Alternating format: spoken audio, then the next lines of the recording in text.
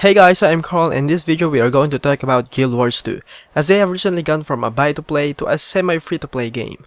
Why semi? Well, the game has a restriction-based policy for the free-to-play players, meaning the version they are getting may be the full version and full content of the core game, but they would be lacking or restricting several aspects for your playthrough. A quick background regarding Guild Wars 2. It is a massively multiplayer online role-playing game developed by AreaNet and published by NCSoft. It is a true sequel to its predecessor, as it picks up the same lore and the plot of the previous game, which is set in the world of Tyria, and follows the re-emergence of Destiny's Edge, a guild disbanded and now dedicated to fighting the Elder Dragons. It was first announced on 2007, and in 2010, a playable demo on Gamescom was revealed. Fast forwarding on the February 2012, beta testing started, and it significantly increased in the next 2 months by those who pre-purchased the game. On August 2012, the game is officially launched to the public.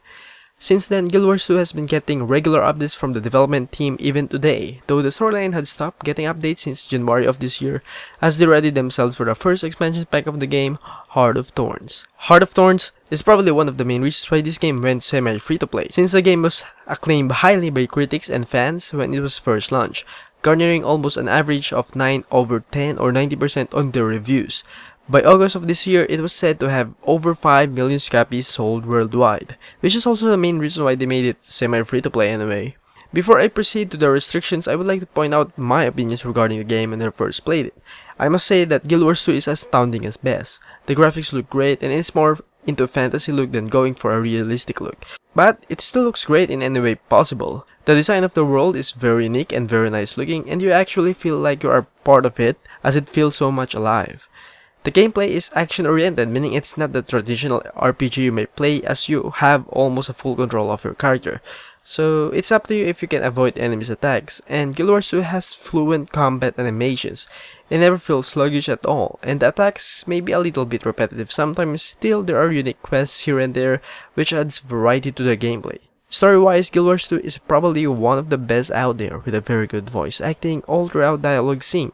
The story is branching in the game, and it depends on what race and what choices you made in the story. This kind of deep storyline is never or rarely seen in an MMORPG. Just so you know guys, before hitting August, you can refund your money if you bought the game from January to June, and your account will be closed unless you buy the expansion pack. And if you are a free member, you can buy the expansion pack, Heart of Thorns, and you don't have to buy the base game as it is free. And your account will be upgraded from free to paid user plus the expansion pack. However, this is not applicable for those who bought the game last year, as you have to pay for the Heart of Thorns for another $50. That is quite disheartening since you can only get items and a free character slot, and that also depends on what type of account you bought, like standard, ultimate, and other stuff like that. So yeah, there's no discount at all, and that is actually quite a shame, to be honest. Anyway, moving on with the restrictions of Guild Wars 2. The first one is its character slots. If you are playing as a free user, then you can only create 2 characters at most, instead of 5 if you are a paid user.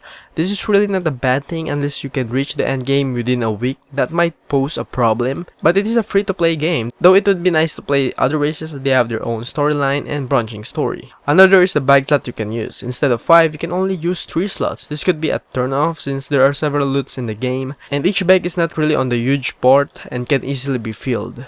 Another restriction is that the level map and content are both level locked, meaning you have to grind at certain level to unlock a new part of the game. You can also send in-game mails to your mutual friends, and it's also limited since you cannot send gold or items, so basically items are user-bound unless you sell them to NPC. However, you can receive items and gold from other users given that they are paid, of course. You cannot also access Guild Bank unless you are a paid user, though you can have access to all other guild features, which is really great in my opinion. The whisper chat is also very limited here. If you have mutual friends in the game, you can whisper anywhere you want. However, you can only whisper to other players every 30 seconds, and it is only limited on the map you are in. Map chat is not available for you free users. I guess it is to avoid spam in the game. Squad chat and looking for a group to join are both only unlocked at level 30, which is actually fine if you are playing solo, but if you have friends, then it might take a while. PvP chat. Well, the good thing is that team chat is always available, but the chat in the lobby is only unlocked when you reach PvP rank 20. During matches, any type of chats is disabled. The world versus world. It is your typical PvP match with different servers, just like any other MMORPG out there, with epic castles that you can siege. Sadly, you cannot join this unless you are almost at end game, which is level 60. that is a lot of grind, but I guess it's worth it because the community is so much alive here. Moving on with other restrictions, there is no login bonus if you are a free user, which is quite a shame, but I know where the devs are coming from here. You have to prioritize paid users because they paid your game, so you have to reward them. Gem store, well, it is also very limited as you can only buy items usable for your own account type, and that's probably pretty few in my books. Exchanging currency from gems to gold is available and you can do it anywhere you want, but not the other way around, meaning you cannot convert gold to gems. Well, that's a shame. Well, trading post is restricted to selected list, and I don't really have to say anything about it because I have never tried it, but in my opinion it's not really that useful because I think you can only open boxes on that, so I don't know. I tried that and I haven't even met a freaking trading post to get my freaking box, so that's dumb.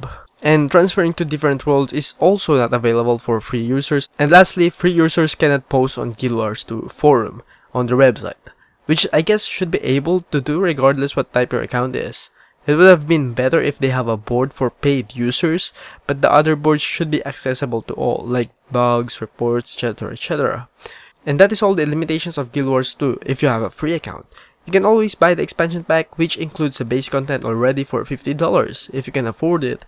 It adds a variety of stuff in the game and more storyline to finish, but the base content is already fine as it is. If you cannot wait for a sale, then buy this. If you can wait for a sale, then go wait for that and buy the game. Because some people actually don't like the expansion pack having less content for $50, but I guess free users would benefit for that, but for the paid users, not really, especially for a full price expansion pack. That's crazy. Anyway, thank you guys for watching. This is Carl signing off. Bye.